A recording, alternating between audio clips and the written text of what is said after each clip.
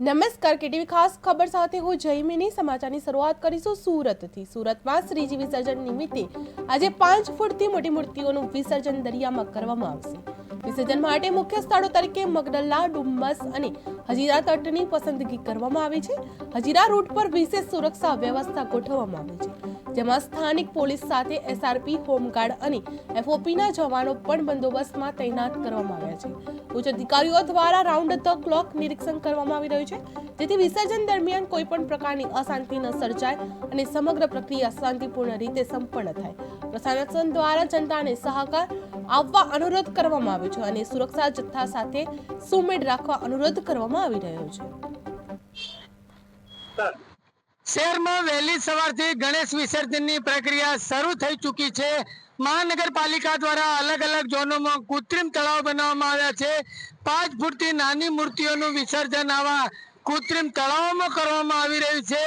અન્યત્ર મગદલ્લા, ડુમ્મસ અને હજીરા ખાતે મોટી મૂર્તિઓનું વિસર્જન કરાશે, ત્યારે સુરક્ષા વ્યવસ્થાને લઈને પોલીસનો ચુસ્ત બંદોબસ્ત ગોઠવી દેવામાં આવ્યો છે। ખાસ કરીને આપણે દ્રશ્ય બતાવીએ છીએ ડભોલી જહાંગીરપુરા બ્રિજ પરના આ રૂટ પરથી 5 ફૂટથી વધુ ઊંચાઈની જે મૂર્તિઓ છે એ વિસર્જિત કરવા ભાવિક ભક્તો પહોંચશે, ત્યારે સમગ્ર રૂટ ઉપર પોલીસનો ચુસ્ત બંદોબસ્ત ગોઠવી દેવામાં આવ્યો છે। હાલમાં વહેલી સવારથી આ મૂર્તિઓનું વિસર્જન શરૂ થઈ ચૂક્યું છે, ત્યારે આપ જોઈ શકો છો દ્રશ્યમાં પોલીસનો ચુસ્ત બંદોબસ્ત ગોઠવી દેવામાં આવ્યો છે। ભાવિક ભક્તો વિસર્જન કરવા વિઘ્નહર્તા દેવને પહોંચી રહ્યા છે, ત્યારે આપણે સ્થાનિક ડભોલી સિંગણપુરના પીઆઈ ગોહિલ સાહેબ સાથે વાત કરીએ, ખાસ કરીને સુરક્ષા વ્યવસ્થાને લઈને। જી સર। સિંગણપુર વિસ્તારમાં આવેલા રોડ ઉપર તમામ જગ્યાએ પોલીસ બંદોબસ્ત પૂરતી માત્રામાં છે। જે વિસર્જન માટે શ્રીજીની મૂર્તિઓ લઈ જાય છે તેને યોગ્ય સુરક્ષા વ્યવસ્થા અને સલામતી સાથે લઈ જાય એવી પોલીસ પૂરતી તકેદારી રાખી રહેલ છે, તેમજ ટ્રાફિક બાબતે કોઈ અડચણરૂપ ના થાય તે બાબતે પણ પોલીસ સ્ટાફ છે એ રોડ ઉપર સતત હાજર। ખાસ કરીને હજીરા રૂટ ઉપર જતી અહીંથી મૂર્તિઓનું કોઈ રજીસ્ટ્રેશન? હજીરા ખાતે ઓવારા ઉપર જે મૂર્તિ જાય છે તે કતારગામ, કાપોદરા, વરાછા તમામ મૂર્તિઓ અહીંથી પસાર થાય છે। તમામ મૂર્તિઓનું છે જે તે પોલીસ સ્ટેશનમાં રજીસ્ટ્રેશન થઈ ગયેલ છે। કૃત્રિમ ઓવારા ઉપર જે મૂર્તિઓ છે, નાની મૂર્તિઓ આવે છે, તેનું ઓન સ્પોટ રજીસ્ટ્રેશન કરવામાં આવે છે। ખાસ કરીને સુરક્ષા વ્યવસ્થાને લઈને સ્થાનિક પોલીસ ઉપરાંત વધુ કોઈ એસઆરપીની ટુકડીઓ?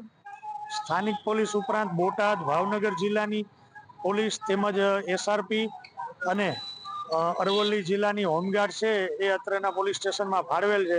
એમ તમામ મળીને કુલ 200 થી ઉપરાંત માણસો તેમજ ફ્રેન્ડ ઓફ પોલીસ એફઓપીની પણ મદદ લેવામાં આવી રહેલ છે અને ગણેશ ઉત્સવ સમિતિના કાર્યકરો પણ આ બાબતમાં સહકાર આપી રહ્યા છે।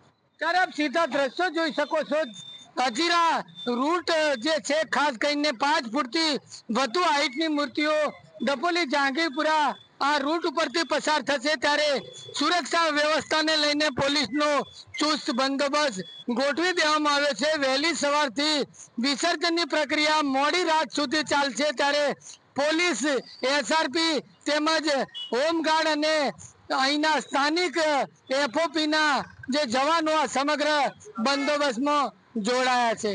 કેમેરામેન આરિફ સાથે બલદેવ દેસાઈ, કેટીવી ન્યૂઝ ગુજરાતી, સુરત।